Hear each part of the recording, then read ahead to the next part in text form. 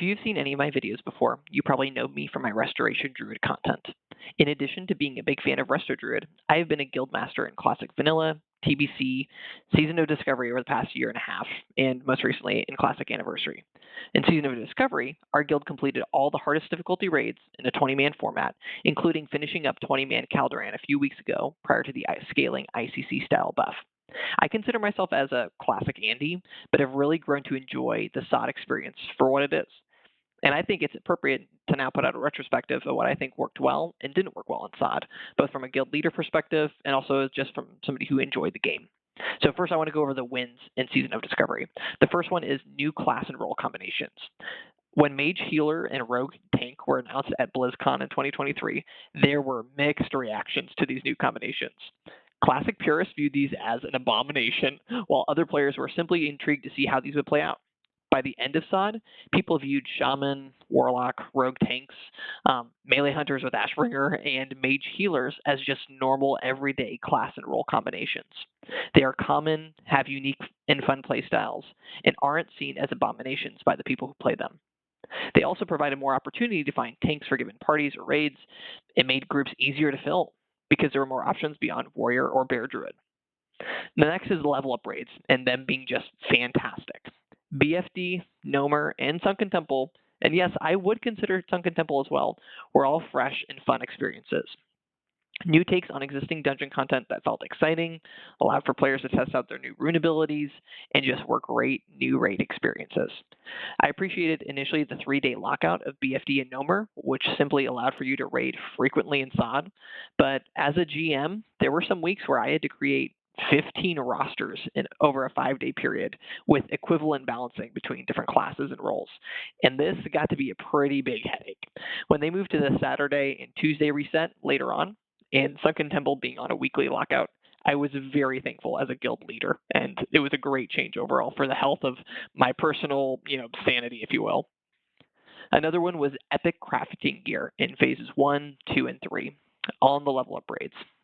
Crafting your epic boots in phase 1 was both costly and also felt like a meaningful endgame progression within the first phase. Remember getting that trinket in phase 1 that allowed you to swim down into the depths of BFD, and if you didn't have the trinket, you would simply die and you couldn't go through? This type of design really captured the RPG elements of an MMORPG, where you had to go through a series of quests and progression to unlock your phase bis item. The same was true for the helm in Gnomer and the shoulders in Sunken Temple. Heck, warriors were even using their Gnomer helms for parsing in latter level 60 phases. Having one bis epic item tied to crafting in the level up phases was a great touch by Blizzard. Constantly rebalancing classes. It seemed like every 2 weeks we were going through class balancing in the first couple phases. Balancing both PvE and PvP at the same time seemed to be an iterative effort. For instance, balanced druids weren't popular in phase 1 for BFD raids, but they were overpowered when it came to PvP activity in Ashen Vale. Finding the right combination of tweaking both PvP and PvE abilities didn't seem to be easy, and there was a lot of complaining on the forums. One change that Alliance was calling out for in droves in level 60 was the implementation of a raid-wide Wild Strikes, or Wind Fury. Horde had both Shamans and Feral Druids for Wind Fury, while the Alliance only had Druids. And if your melee group didn't have a Wind Fury, it felt awful. There were plenty of Feral Druids initially at level 60, as they all wanted to become Firecats with the Hand of Ragnaros cosmetic effect. But after BWL came out, the number of raiding Feral Druids dropped. And if you were a melee stuck in a group without a Feral, you were not having a good time. It was really nice that Blizzard were proactive and listened on the forums and constantly rebalanced classes and the needs for raids at level 60. Flex rating. Now, this one I've gone back and forth on. At first, I really wasn't excited for flex rating. Raids were tuned for 20 players in Season of Discovery at level 60, yet you could bring 30 to 40 to trivialize the content. Initially, it sounded pretty ridiculous. But there was something that happened in the Nax phase, which really opened up my eyes to the overall player base. We ran a 20-man Nax, and we were getting stuck on the Gluth DPS check in week 4. This was one of the Hardmode difficulties. And one of our raiders shared pretty publicly in Guild that he was frustrated that we couldn't meet the DPS check on that Hardmode 4 difficulty, and that he had a tune in another guild, and they could easily meet the DPS check. For me, I was pretty impressed and a little bit skeptical of him, so I actually had to do some digging. But I came to find out that his other raid rocked 30 players in raid, while we only ran with 20. So in our raid setup, we had 13 pure DPS players in the raid because you have 3 tanks and 4 heals, while his raid had 22 pure DPS players.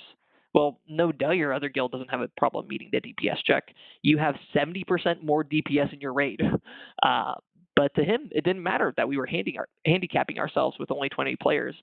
All he cared about was clearing the content, regardless of how many people. He just wanted to show up, blast, and down stuff with the boys. Something Agrend talked about earlier in the level up phases was that SoD appeals to a pretzels and chips type of player. This is the person who does not want hard content, wants to hang out with the boys and smash content while, pouring back a couple beers, essentially. Flex rating caters to this type of player really well. And in vanilla, there are plenty of pretzels and chips types of players. For those that want to push a harder content, you can limit your raid to 20 players or opt into the hard modes of a raid if there are any. Additionally, Warcraft logs defaulted to show 20-man progression prior to flex rating as a default logs on Warcraft logs. And this likely matters more to the 20-man raider versus the flex raider anyway. So there are ways in which both audiences, some of the more hardcore player and also the pretzel and chips player, they're both able to get what they want because of flex rating. Tier set bonuses introduce new and flavorful styles and mechanics in how your class played out. I primarily play a Restoration Druid. On Alliance, in the classic era version of the game, the raid leader often will assign a Druid's Innervate to go to the top healing priest, as Innervate benefits their mana regen to pump out more HPS. It does not feel great having your mana regen spell go to somebody else, especially if you use flasks and mana pots and dark runes like I do. But the Tier 1 2 set in Season of Discovery brought about a double Innervate. If you cast Innervate on a friendly player, Innervate is also applied to you. As someone who has had to deal with the frustration of giving out Innervate to a fellow raider and not yourself, this set bonus to start out level 60 raid content was amazing. It made me want to pay more attention to which healer was running low on mana so we could both benefit from the Innervate. It made the gameplay more fun because I got to support the raid with Innervate, which is the traditional value of Innervate in 2019 or 2025 Classic era anniversary. Yet I got to enjoy the benefits of it as a Restoration Druid as well because it's my spell. That's a big win. In AQ, the 4-set Tier 2.5 bonus increased the healing done by the Druid's new bread and butter single target heal, Nourish, by essentially 50%. This brought about having Druids become main tank healers, primarily on Horde, because of this powerful set bonus. Other classes had some pretty amazing set bonuses that really impacted player power and altered the playstyle of classes in pretty remarkable ways. They also introduced you selecting one tier set bonus to be applied as a shoulder enchant, so you didn't feel completely hamstrung in using older or lower eye level gear in Nax and Scarlet Enclave. It allowed for you as a player to have a bit of customization in how you wanted to play. I thought they did a great job with tier set bonuses, and they were way more flavorful in Season of Discovery versus classic versions of the game. Next, and I think is probably the biggest thing here, is the content cadence. Sunken Temple phase excluded. As soon as you as a player started to tire of a raid tier, Blizzard was already announcing the date of the next content release patch. At level 60, you were essentially getting a new raid every 2 months. We got 5 raid tiers in the span of 259 days, averaging about 65 days between raid tier releases. In 2019 Classic Vanilla, you were looking at a gap of over 5 months between major raid tier releases, excluding Zul'Gurub. This means Season of Discovery had new content at a rate of more than twice the amount of 2019 Vanilla. The sheer amount of new content didn't give you time to get bored and quit. As soon as you started to feel like a raid was getting boring or old, the next one came out. It was amazing. The next is faster gameplay. Once again, I play Restoration Druid. In Classic Era, the 2 main healing spells I use are Healing Touch and Rejuvenation. Healing Touch rank 4 is a 2.5-second cast, and Rejuvenation is on the global cooldown. In Season of Discovery, the global cooldown for rejuvenation is halved. I can pump out 2 rejuves in SoD for every 1 rejuve on Era.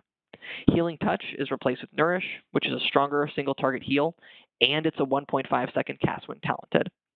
Mechanics are quicker in raids, and the gameplay is faster. Gameplay being faster or slower isn't necessarily a good or bad comparison, just a different style. SoD is faster than vanilla, but slower than retail. It's a nice, modern in between, in my personal opinion. As a healer, flasking with Distilled Wisdom on Anniversary will cost me a bit over 100 gold per flask. On Season of Discovery, using a flask of Unyielding Sorrow, which is the new plus healing power flask, is under 20 gold. The reason for this is due to the supply of open world resources, which can be attained through loot crates purchased in Booty Bay with the Tarnished Undermine Real currency. Tarnished Undermine Reals are acquired from bosses of level 60 dungeons or legacy raids. Bosses from raids drop more reals than dungeon bosses.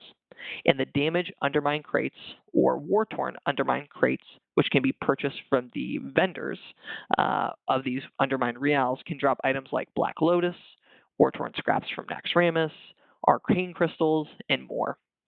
These make the world resources more available simply through raid activity. One of the things I like about GDKPs is that you can always walk away with something.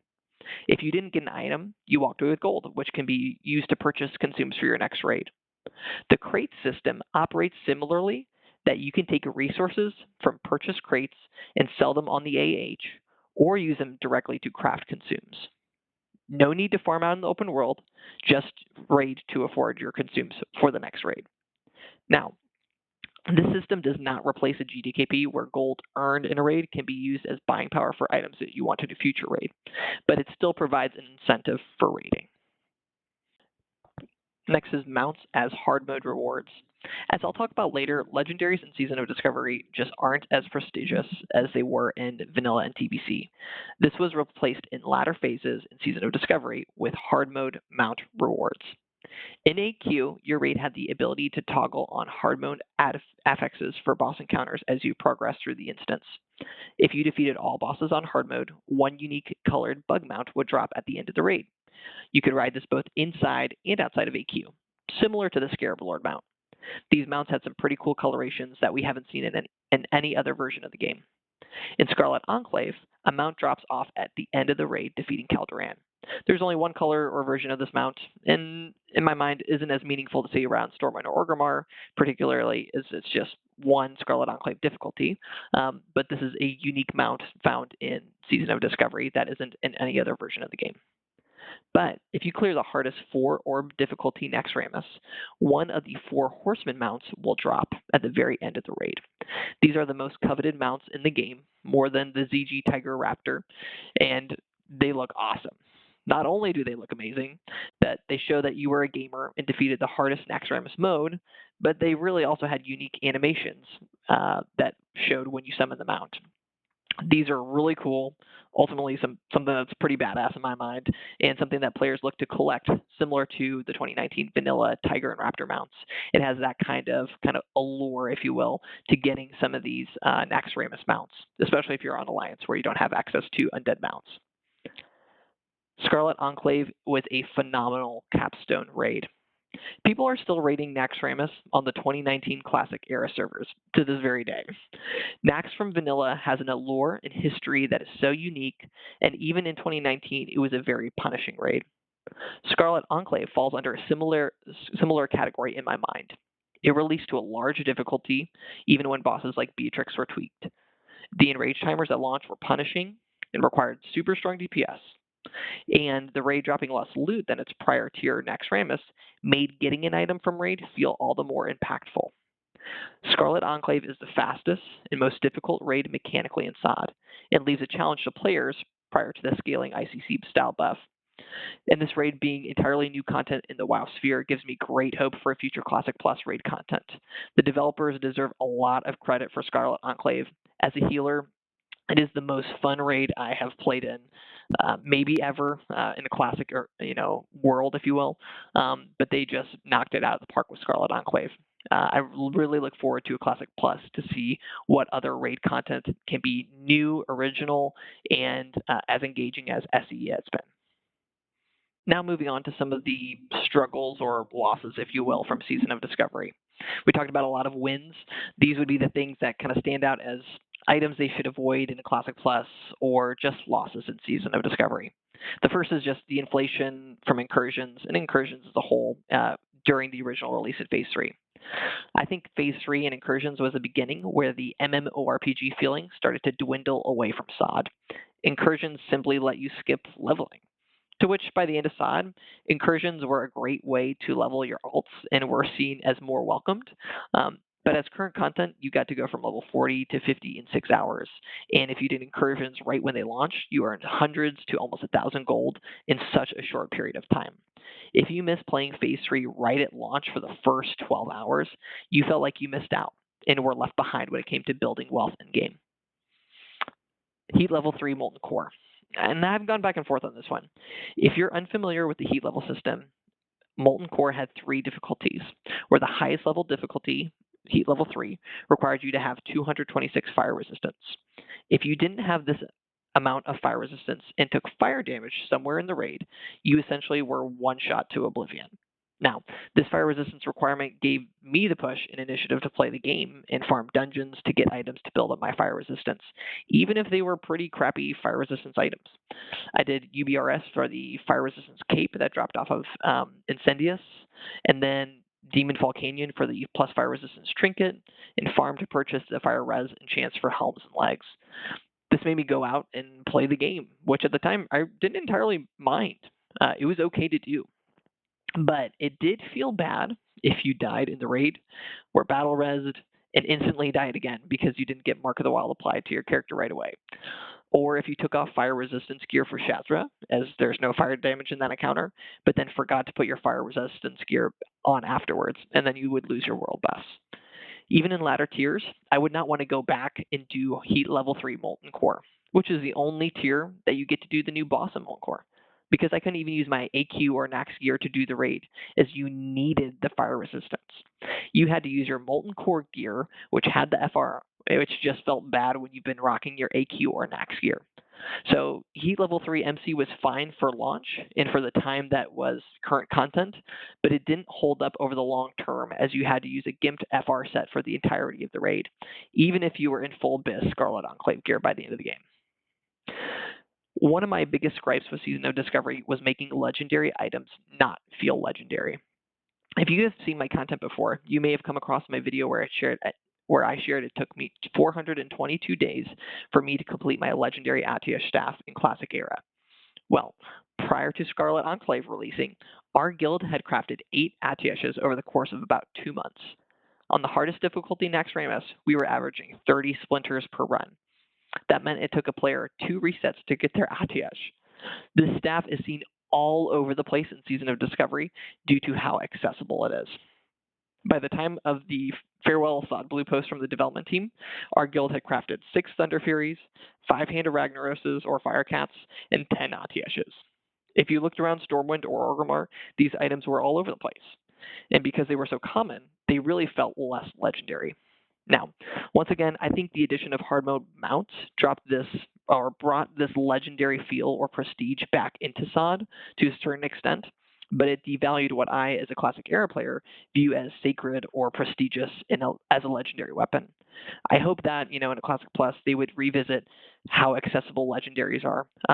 Now, if it's just a paradigm shift of how you view legendaries, maybe I just need to get over it, but it was something for me that it just felt too common, and it watered down the meaningful activity around a legendary weapon.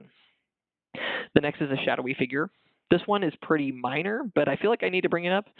We saw the shadowy figure in the level up phases, and it was even watching us in encounters like Twin Imps and AQ. There was a rumor that the shadowy figure was a crossover into retail with Xalatath, or maybe she has something to do with Dark Rider, but it just kind of stopped, and there was no closure on who she was or what she was doing. I wish they would have wrapped up the storyline here around the shadowy figure. They've done some great work with other storylines within Season of Discovery, but it was just one of the ones that I felt like was pretty forward early on that I didn't get personal closure on. The next is that legacy raids mostly were irrelevant. You could go back into legacy raids to get Tarnished Undermine Reals, which I'm really glad they put into the legacy raid boss tables. But itemization in SoD mostly followed that of future expansions with eye level increases across raid tiers, negating older gear. Maybe perhaps some tier bonuses here and there. In vanilla, Restoration Druids want to run Molten Core to get the Wild Growth Spalders. These are the best shoulders throughout the rest of the game, even better than tier 3. You want to run Blackwing Lair for empowered legs or Rejuve Gem. Those are both BIS items through Naxxramas. In Season of Discovery, Rejuve Gem is replaced with 2 Naxxramas trinkets. And it's not the final raid tier. Tier 2.5 legs are better than empowered legs from BWL. At the end of Phase 8, other than wanting to get mounts in AQ or Nax, there really isn't reason to go back and do older raids. Maybe other than Nax. The gear is worse, and there isn't incentive other than Reals. And if you're doing just fine with gold, you don't need these previous raids. As an aside, if GDKP were in SoD, I think these legacy raids would be ran a lot more, as they would introduce further buying power for players to go after the big ticket items in SC or Nax. World buffs in the level up raids felt awesome. Go and get your one buff from a major capital city, and you're good to go. And these buffs drop all the time because there were so many level up raids happening around the clock. At level 60, it felt horrible early on when you lost your buffs. Your player power went down big time, and you felt it. This is no different than Classic Era. But world buffs took a turn in AQ phase in Season of Discovery when Blizzard implemented world buffs being consumable items you can pop whenever you want in raid. Initially, these were very costly and took time to fly all around the world to gather the relevant consumes for your raid. People like to argue that world buffs bring about world PvP. They make you travel across Azeroth into the world to go get them. But at the end of the game, these world buff consumables were placed on a vendor in a major capital city for your faction, and you just need to turn in runecloth bandages to bring buffs to your raid. At the beginning of Phase 8, these were about 15 to 20 gold for a set of full world buffs. If these became so commonplace, why go through the hassle of even designing raids around world buffs? I think in Classic Plus, Blizzard should just do away with world buffs. There isn't the need for them if they're so common. Progression felt less satisfying in Season of Discovery, and this is a double-edged sword, and I'll explain why.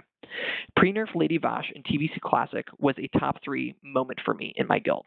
We spent weeks and many pulls prior to defeating her. That moment when we got her down felt so satisfying for all of us, as we've been collectively banging our heads against the wall, making incremental progress week over week to finally achieve our goal. After 1 week of Scarlet Enclave, the community was raging against Blizzard developers because they couldn't clear the raid in the first lockout. For an entire new raid that nobody knew about, by the way. Posts on the forums of how the raid wasn't tuned for 20 players and that there wasn't enough loot, as this was very different than Naxxramas. All these posts were all over the place. Even when our guild downed Calderan and 20-man, we were happy, but the excitement level was nowhere near of what it was compared to pre-nerf Lady Vashj. In order for progression to feel satisfying, it does have to be hard. And then your raid overcomes a challenge and achieves its goal. But players also want to grab their pretzels and chips, a couple beers, and mindlessly smash bosses down. And it's really hard to have both of these. So I don't have a solution necessarily, but for whatever reason, progression just felt less satisfying. Well, given these wins and losses, what do I think would make a successful Classic Plus? This is a dangerous thing to put on paper, as it invites critique and criticism, and my perspective is just one. But it comes from a perspective of someone who really enjoys the original Classic Vanilla world. From a person who spent 422 days raiding on Era with my guild to earn an Atiash. Yet also from somebody who GM'd the entirety of Season of Discovery, raid leading 1 to 2 times per week for the majority of the seasonal experience. What would I want in a future Classic Plus?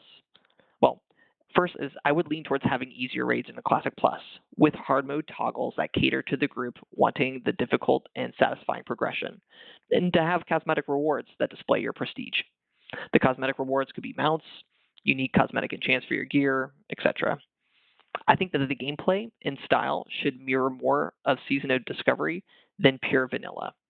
For Classic Plus to have a longer life, it should cater not only to existing Classic players, but have the ability to attract new players. This somewhat faster pace better appeals to younger and newer audiences.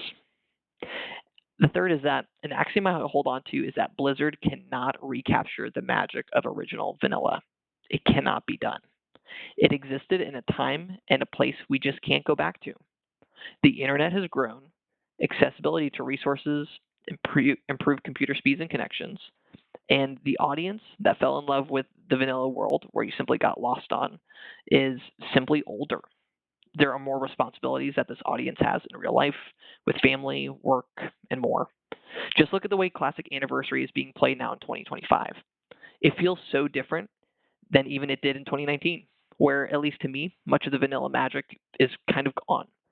If people do want to experience vanilla again, Classic Era or the seasonal revisits to Vanilla Fresh is the best route to experience this, versus creating a Classic Plus that will inevitably not live up to expectations from 2006 or even 2019. But I believe that Classic Plus can absolutely be a success. It would look different and would need to look different than Vanilla, but I'm okay with that. If I want to experience Vanilla in all of its glory and pitfalls, I have the ability to do so right here, right now. But to inhabit a world in which gameplay is engaging, new experiences, content and raids are coming at you like a fire hose every 2 to 3 months, and you feel like you are going on a new adventure, I think Classic Plus just needs to be different. Okay, I made it to the end here. Thank you for making it to the end with me. There are a variety of other things that I could have mentioned, from the new class-specific items in BWL to invasion boosting at the end of SoD, but this video is already long enough for my novice editing skills. But if you made it this far, I have to ask, do you agree with this list? What else was a component of Season of Discovery that was either a big win or loss in your mind? Would you want any of this in a Classic Plus? Thanks for watching this video, and thanks to Blizzard for taking risks with Season of Discovery. You created something great, and the experience you provided gives me great hope for Classic Plus. Oh, and if someone at Blizzard is watching, please implement Astral Form for Restoration Druids. We do not like being trees. Thanks.